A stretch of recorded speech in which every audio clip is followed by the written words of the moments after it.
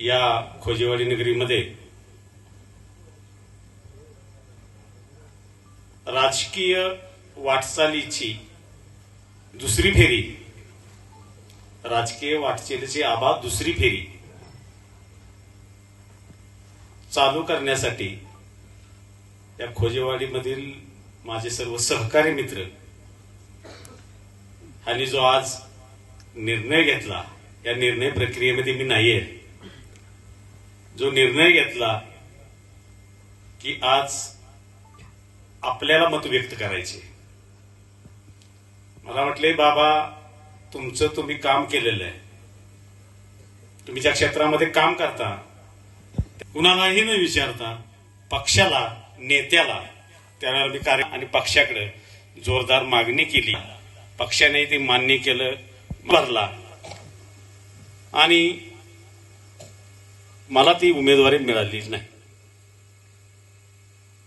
आणि ती उमेदवारी न मिळाल्यामुळं या गावचे ज्यांनी मला पर्यंत या मोठ्या पदापर्यंत नेलं,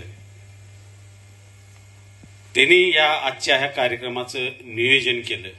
मी खूप खूप धन्यवाद की खरंच जीवापासून प्रेम करणारी मंडळी ह्या खोजेवाडीमध्ये आहेत. माझे आराध्य दैवत कैलासवासी काशीनाथ दादा, त्यांना साथ दिली या गावाने. त्याच्यानंतर त्यांच्या पश्चात मला साथ दिली. भरून येते बोलण्यासारखं भरपूर आहे. मी रडत नाही, मी भावनिक आहे आणि मी लढवाई आहे. मी रडणारा माणूस नाही आहे, मी रडणारा माणूस नाही. मी वेळ आली तर मी दुसऱ्याला रडवतो. फक्त यासाठीच मी बोलतोय, खरंच यांच्यामुळं आहे मी आज. माझे सरपंचांना असतील, रामबाप असतील, आमचे मित्र वारणानगरवरून आलेले आहेत, हरिभक्त पारायण, युवराज महाराज, नेहमी मार्गदर्शन.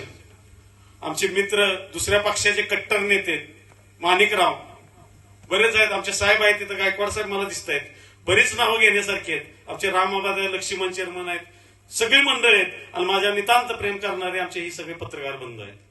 या खोजेवाडीनं भरपूर दिलं, अजूनही खोजेवाडी अपेक्षा ठेवती. खरं तुम्ही तर मला रस्त्यावर आणलं. यात मुद्दाम बोलतोय, आमचे भाव आहेत तिथं, आबा आहेत, दोघं बाबू आहेत. आनंद आहे तुम्ही आला इथपर्यंत. बरीच मंडळी आलीत, परगावरून आलेली आहेत, मला सपोर्ट करण्यासाठी आलेले आहेत. मी उमेदवारी अर्ज भरलेला आहे, मी उभा नाही हा पहिला डोक्यातनं काढून टाका. मी इलेक्शनला उभा नाही अजून. मी पक्षाकडे मागणी केली, नेत्यांच्याकडे मागणी केली आणि त्याच्या गावचे उपसरपंच सुशांत महाराज आहेत. माझी इच्छा नाही इलेक्शन लढायचं, हे करायचं, खरंच नाही आता. कारण मी शून्यात आणलं, मला या राजकारणानं शून्यात आणलं. पण मी डगमगलो नाही लागत. हा भाव करून ठेवलाय, भाव करून ठेवलाय. जेवण का मी रोज देतो, जेवण रोज देतो. मी इलेक्शनला जर उभं राहिलोच, अजून त्याला 4-5 दिवसात कालावधी आहे. कसं होईल ते बघूया. तुमचं प्रेम आहे, निश्चित राहणार. आणि आबा मला एक पटलं, पत्रकार बंधू, हा उद्रेक आहे, हा उठाव आहे. हा जर उठाव पक्षापर्यंत गेला तर पक्षानं ज्याला एबी फॉर्म दिलाय त्याला घरी बसवावून संजय घोरपडेला उमेदवारी परत द्या. अंतःकरणापासून बोलतोय, समाजासाठी काम करतोय, स्वतःसाठी काय नाही. राजकारणातून नोकरी गेली म्हणजे शून्यात आहे का म्हणतोय, पण समाधान आहे, मन पण मोठं आहे. पोट बघितलं तर पोट भरतं. माणिकराव आमचे मित्र आहेत, पहिल्यापासून काम करतो आम्ही भाऊसाहेब महाराजांच्या पासून. पण पैशाला कधी हव्यास नाही केला. बरेच भाऊसाहेब महाराजांचे सगळे काम. कुणी आणला पैसा इथं? फक्त एकच मला काय म्हणायचे की माझी इच्छा नाही पत्रकार बंधूंनो, की मला गेले 2009 पासून मला भीमराव दादांनी, खरं तर भाऊसाहेब महाराजांच्या पासून मला बाळासाहेब पाटलांच्याकडे नेलं. मी भीमराव दादांच्या पासून काम करतोय, दोन्ही महाराजांना सोडून. बरोबर आहे का भाऊ? मी म्हणण्यापेक्षा आपण सर्वच. भीमराव दादांनी त्यावेळेला शब्द दिला, ज्योतिबाच्या मंदिरात एमडी, तुम्हाला आठवतंय का? छोटा भाव आणि मोठा भाव. आणि भीमराव दादांसाठी सगळ्यांनी जीवाचं रान केलं. आणि त्यावेळेला अपक्षाला इकडून सातारा तालुक्यातून जास्तीत जास्त मतदान दिलं. बरोबर का? बाळासाहेब पाटलांना दिलं, थोडासा इतिहास प्रत्येकाला माहित असणं गरजेचं आहे. तरुण पिढी त्यांना काय माहित नाही. का दिलं? भीमराव दादांनी सांगितलं. आपण सर्वजण भीमराव दादांचं ऐकलं आणि आपण सर्वजण बाळासाहेब पाटलांच्याकडे गेलो. आपण कुलदैवत जसं ज्योतिबा आहे तसं आपलं भाव राजकीय दैवत भाऊसाहेब महाराज, अभयसिंह महाराज आहेत. आपण त्यांना सोडलं आणि तिकडे गेलो. त्याच्यानंतर असा कालावधी पत्रकार बंधू होत गेला. जिल्हा परिषदचे इलेक्शन लागलं. आय साहेबांच्यासाठी अपक्ष आपण सर्वांनी ताकद दिली. म्हणजे या खोजेवाडीनं भीमराव दादांच्या घरासाठी तन, मन आणि धन, आणि सर्वात महत्वाचं आमच्या खोजेवाडीकरांना कधी कोणाचे पैसे घेतलेले नाही. हा एक इतिहास आहे. हा एक इतिहास आहे.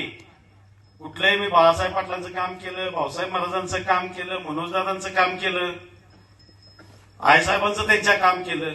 कधीही पैसे घेऊन आम्ही राजकारण केलेलं नाही. आम्ही खिशातनं आपलं पैसे टाकून आम्ही आमची पार्टी सांभाळली. त्या पार्टीने फोडाफोडी केली. मला एक कळत नाही पत्रकार बंधू, दादांचं व्यक्तिमत्व खूप छान आहे, खूप सुंदर आहे. आपल्या कराड उत्तरला जे आमदार लाभले खरोखर चांगले आहेत. आपण त्यांच्याकडे भाऊसाहेब महाराज म्हणून बघतो, बरोबर का बा? भाऊसाहेब महाराज कसे अशी नजर टाकली कार्यकर्त्याचं पोट भरत होतं.